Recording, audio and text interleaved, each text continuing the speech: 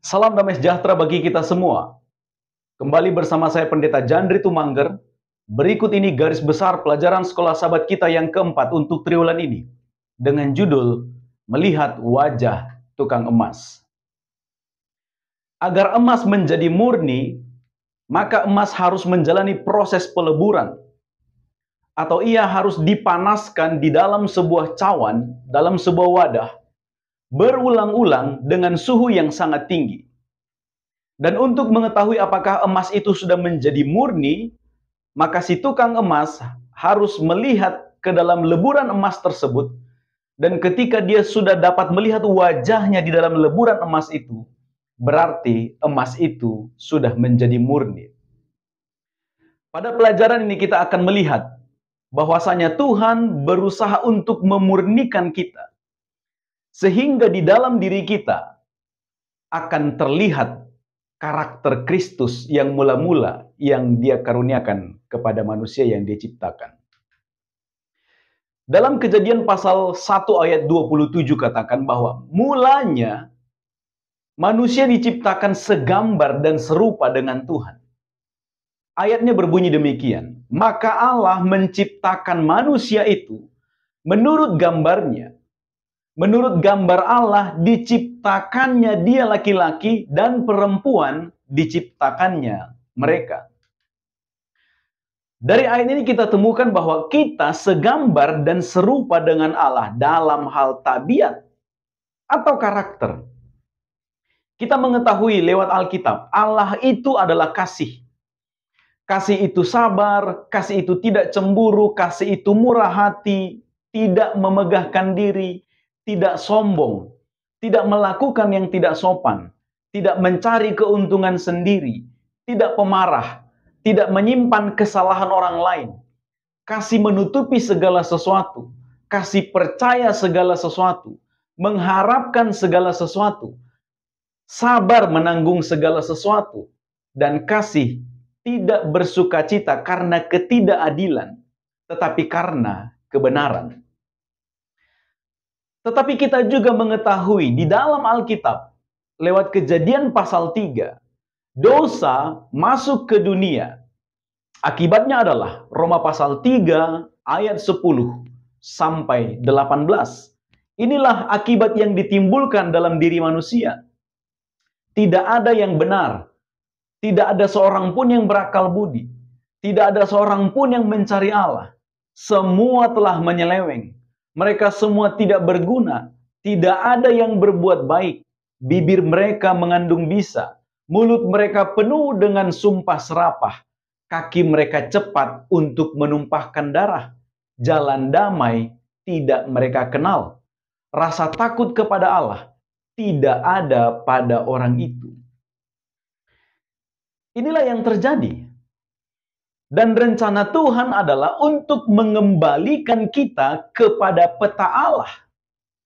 Karakter Tuhan harus ditunjukkan kembali dalam kehidupan, dalam diri manusia.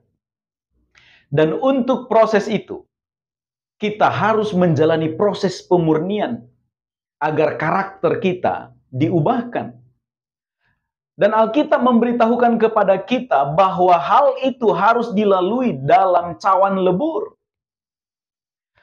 Api penderitaan. Karena ini berperan untuk pembentukan dan perubahan karakter kita semua. Alkitab memberikan gambaran harus seperti apakah hidup seorang umat Tuhan itu. Harus seperti apa karakter mereka. Yang pertama, umat Tuhan digambarkan seperti Ayub, bertahan dalam penderitaan. Karena penderitaan akan memurnikan karakter kita semua. Ayub tidak mengetahui apa yang sebenarnya terjadi di balik layar kehidupannya. Tetapi di dalam penderitaannya, dia tetap memilih untuk berpegang teguh kepada Tuhan. Ayub menyadari, kalau dia berhasil melalui masa sulit itu, dia akan tampil seperti emas. Ayub pasal 23 ayat 10 menuliskan demikian. Karena ia tahu jalan hidupku, kata Ayub. Seandainya ia menguji aku akan timbul seperti emas. Yang kedua, di dalam Matius pasal 25 ayat 1 sampai 13, umat Tuhan digambarkan seperti 5 gadis yang bijaksana.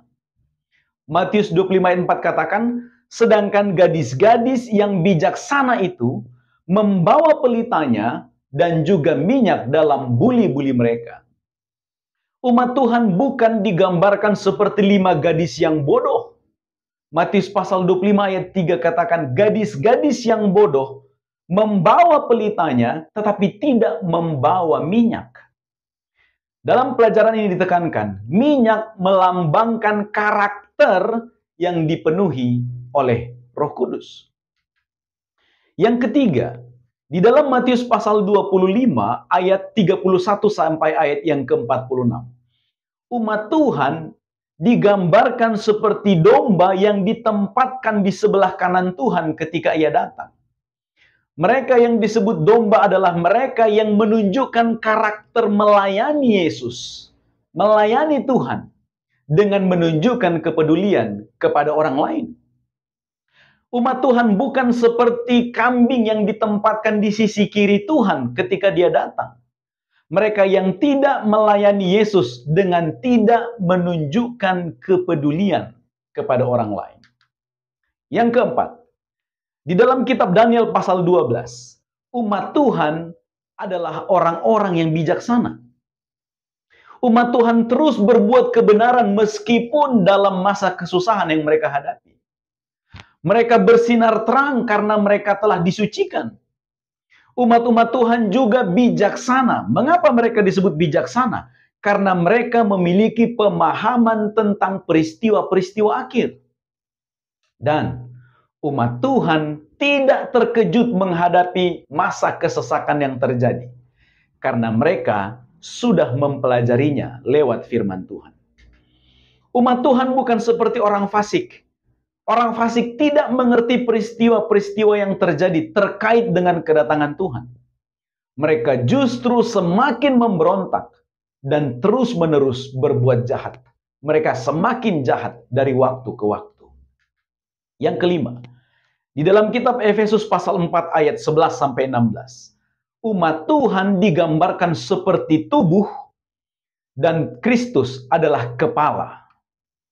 Efesus 4 ayat 13 katakan, sampai kita semua telah mencapai kesatuan iman dan pengetahuan yang benar tentang anak Allah, kedewasaan penuh, dan tingkat pertumbuhan yang sesuai dengan kepenuhan Kristus. Umat Tuhan harus bertumbuh bersama. Kita akan mengalami kepenuhan Kristus ketika kita bekerja bersama dalam persekutuan satu dengan yang lain. Di dalam Efesus pasal 4 ayat 1 sampai 3 katakan, supaya hidupmu sebagai orang-orang yang telah dipanggil berpadanan dengan panggilan itu. Hendaklah kamu selalu rendah hati, lemah lembut, sabar, tunjukkanlah kasihmu dalam hal saling membantu, dan berusahalah memelihara kesatuan roh oleh ikatan damai sejahtera. Ini adalah garis besar pelajaran sekolah sahabat kita untuk yang keempat ini.